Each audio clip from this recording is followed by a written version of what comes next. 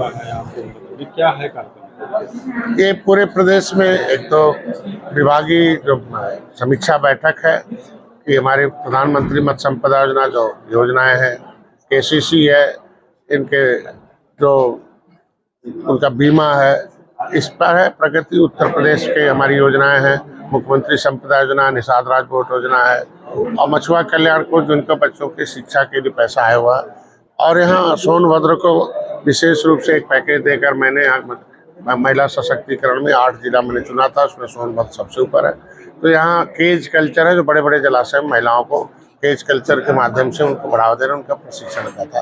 तो समीक्षा बैठक है। दूसरा, कार्यकर्ताओं को जो अभी हमारे प्रदेश के लोग ताल से निकल के ताल कटोरा गए, तो उन्हें धन्यवाद देना था कि आप अपने राजनीतिक रूप से लोकतांत्रिक ढंग से अपनी आवाज़ को रखते, उन्हें धन्यवाद देना था। हर एक 10-10 विधानसभाओं का मतलब 2 जिले का बैठक करके इनकी समस्या, सुझाव और समाधान के रूप में ये कार्यकर्ताओं की बैठक है।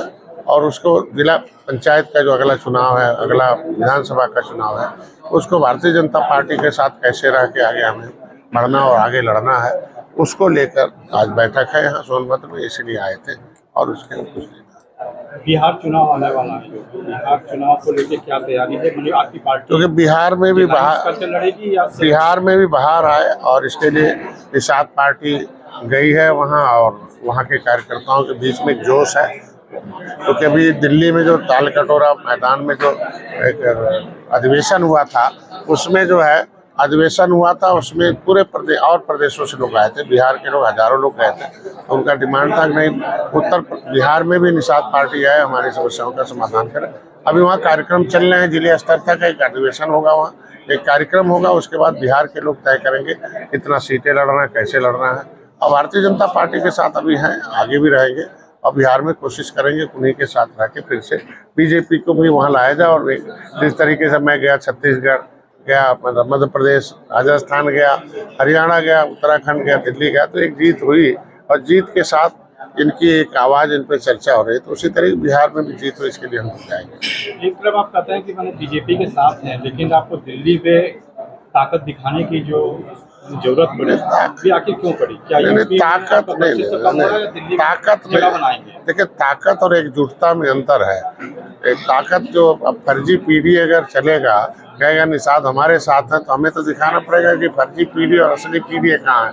तो असली पीढ़ी वहाँ चट्टान की तरह खड़ा हुआ भारतीय जनता पार्टी की। ताकत तो विपक्ष या दुश्मन के सामने किया जाता है।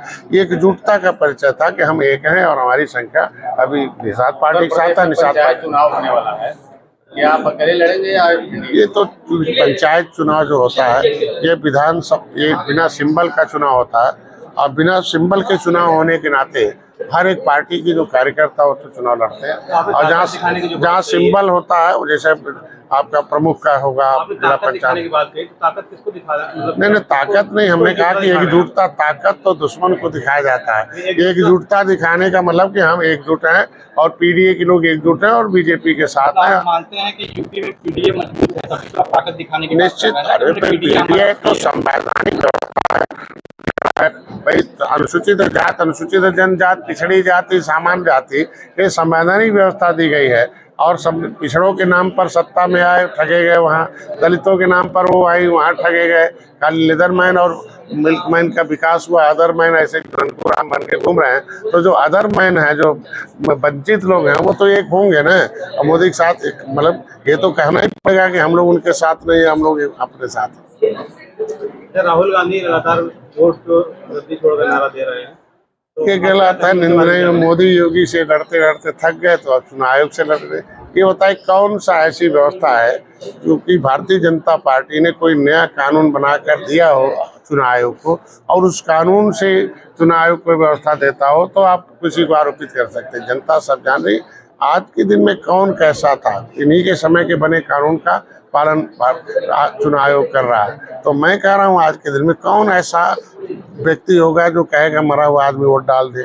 2 जगह वोट है तो दोनों जगह डाल दे, किसी का वोट नहीं। ये तो चुनाव आयोग की जिम्मेदारी चुनाव आयोग कर रहा है अपने हिसाब से। तो चिल्ला क्यों रहे हैं? कह रहे हैं चुनाव आयोग की जिम्मेदारी है।